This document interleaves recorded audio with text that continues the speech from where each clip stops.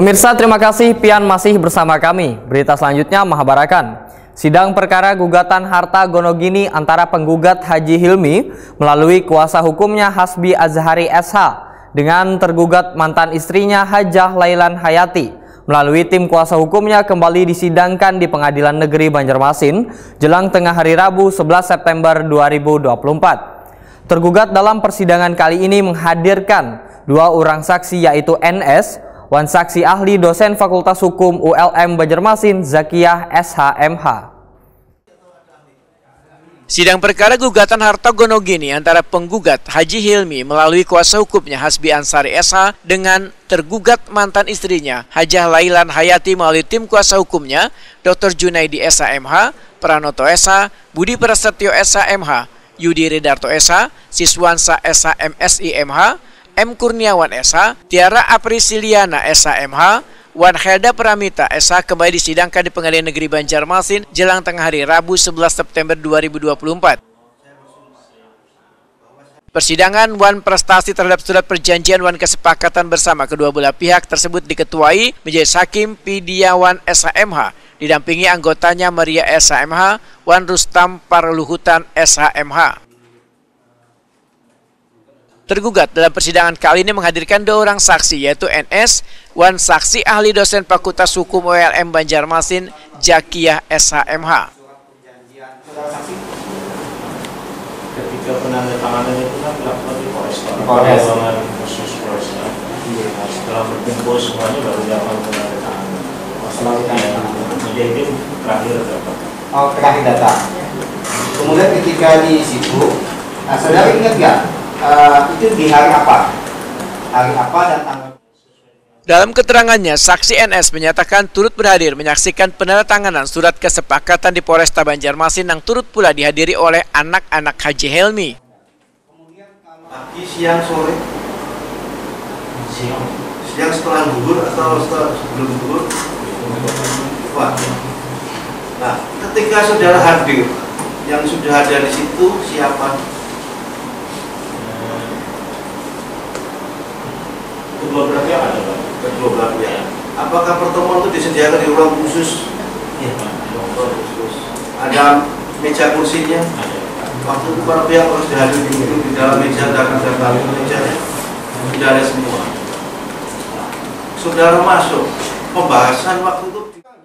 Majelis Hakim pun mempertanyakan terkait adanya perbedaan pada tanggal kesepakatan perjanjian karena yang diberikan oleh penggugat tertera tanggalnya sedangkan dari tergugat kada tertulis tanggalnya. Tanggal 19. Tanggal tanganannya. Nah ya itu makanya kalau berbeda kan mereka ada. Ya, karena saya juga agak bingung tadi. Kemudian di warmaking ke bapak dan bapak warmaking lagi, tapi tanggalnya mundur. Nah ini tanggalnya sama yang cuma yang kosong aja tanggalnya. Saksi ahli Zakiyah SHMH dalam keterangannya menyatakan surat perjanjian yang dibuat dalam keadaan dipaksa adalah cacat hukum hingga perjanjian kesepakatan dapat dibatalkan. Kejujuran itu mungkin di sini adalah adanya keterbukaan informasi. Nah, jadi para pihak itu harus sama-sama terbuka apa yang mau diperjanjikan. Kalau ada misalnya ada masalah, kalau misalnya jual beli barangnya ada cacat itu diinformasikan. Tidak apa-apa orang beli cacat tapi harga miring misalkan. Nah, jadi ini kan ini berarti ada etikat baik. Jadi ada kejujuran di sini, ada keterbukaan di sini. Nah, pertama, yang kedua, tadi ada yang menerjemahkan menjadi kepatutan. Patut tidak yang seperti ini. Ini kan sebenarnya subjektif ya. Tapi kita ambil itu adalah ukuran yang objektif. Hakim kan sifatnya objektif, Bapak. Nah, hakim kan berdiri di tengah ya, di tengah dari para pihak. Berarti bisa menilai sini. Yang mana yang patut, yang mana yang layak bagi para pihak. Itu ukurannya, Pak. Jadi jujur atau tidak, terbuka atau tidak, atau ada yang ditutupi. Nah, kalau ditutupi berarti ada etikat tidak baik dari orang yang jadi, harus terbuka bahwa ini layak, memang misalkan seperti ini memang layak pembagiannya. Oke, ya. Itu, Pak. Baik. Karena perjanjian kesepakatan harus memiliki itikat baik, yaitu transparan, kejujuran, wan kepatutan. Dia membawa ke Pengadilan. Jadi kalau cuma ngomong ini batal, ini nggak seimbang, ini nggak bisa. Dengan putusan hakim. Harusnya kemarin waktu itu segera dibawa ke sini, ini bakal dihukum. Selama belum ada putusan pengadilan, perjanjian dianggap masih berlanjut. Seperti itu kurang lebih ya. Semua itu yang menilai hakim ya, kecuali para pihak sepakat. Iya. Benar nggak Bu? Ya, jadi Kuasa hukum tergugat Dr. Junaidi SMH Waitakuni Primatipi usai sidang memandahkan saksi yang dihadirkan dalam persidangan ini sangat membantu secara signifikan terkait dengan pengetahuan hakim dalam memutus perkara ini. Tim pengacara lebih fokus tentang perjanjian. Nah, salah satu ada asas itikat baik tadi yang disampaikan oleh ahli, misalnya apakah ketika membuat perjanjian itu aset-aset yang mau dibagi itu ditunjukkan tidak? Nah, ternyata di dalam perkara ini kita melihat bahwa tidak pernah ditunjukkan aset-aset itu yang mana yang mau dibagi, sehingga itu juga menjadi alasan kita bahwa perjanjian itu melanggar asas-asas tidak beretikat baik yang salah satu ini disampaikan oleh ahli. Jadi itu yang pada pokok. Kemudian juga ahli juga mengatakan bagaimana cara membatalkan perjanjian. Ya, perjanjian ini dapat dibatalkan satu dengan kesepakatan, tapi kalau misalnya kesepakatan tidak terjadi, maka perjanjian itu dapat dilakukan melalui putusan pengadilan. Nah, ini yang sudah kita lakukan. Dan dalam perkara ini juga kita juga sedang mengajukan gugatan rekopensi ya. Gugatan rekopensi itu adalah gugatan balik terhadap gugatan diajukan pihak penggugat. Salah satu yang kami gugat dalam perkara ini, kami juga ingin perjanjian ini harusnya sejak dari awal harus dinyatakan batal dan tidak sah secara hukum. Karena ada hal-hal yang sebetulnya secara prinsip itu yang dilanggar. Misalnya lagi-lagi soal pencabutan laporan pidana, di mana dalam perjanjian itu menyebutkan bahwa ketika perjanjian itu ditandatangani, harusnya pihak penggugat itu langsung mencabut laporan pidana. Tapi pada kenyataannya sampai dengan berlanjut klien saya, anaknya itu tetap diproses sehingga diputus dalam perkara pidana. Itu yang menjadi dasar sebetulnya kenapa perkara ini tidak pernah selesai. Terkait dengan adanya perbedaan tanggal perjanjian kesepakatan menurut Dr. Junaidi SMH, timnya meragukan tanggal di surat perjanjian yang dimiliki penggugat karena menggunakan tulisan tangan, sementara isi dari surat perjanjian tersebut menggunakan ketikan. Berbeda. Nah, tanggal yang berbeda ini kami memang justru kami meragukan dari pihak lawan, dari pihak penggugat. Kenapa? Kalau memang tanggal itu adalah tanggal yang disebutkan, itu adalah tanggal 19, katakan tanggal 19, maka harusnya tidak boleh ditulis tangan. Kami melihat itu tulis tangan, ya, tanggal 19. Tanggal 19 itu adalah tanggal di mana pada saat itu dilakukan workmaking.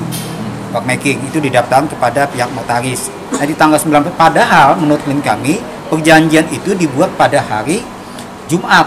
Jumat itu adalah hari libur sebetulnya.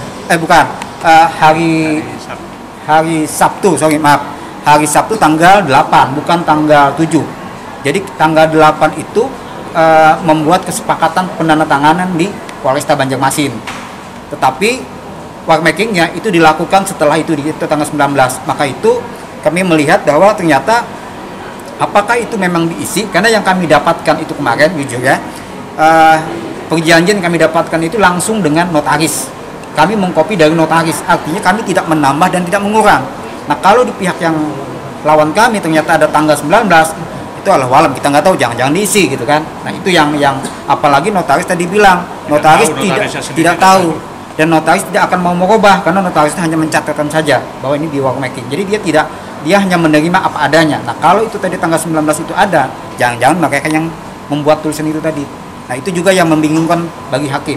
Lalu dianggap yang mana yang paling sah, sementara saya juga mengambil dari notaris dan yang memfotokopikan notaris.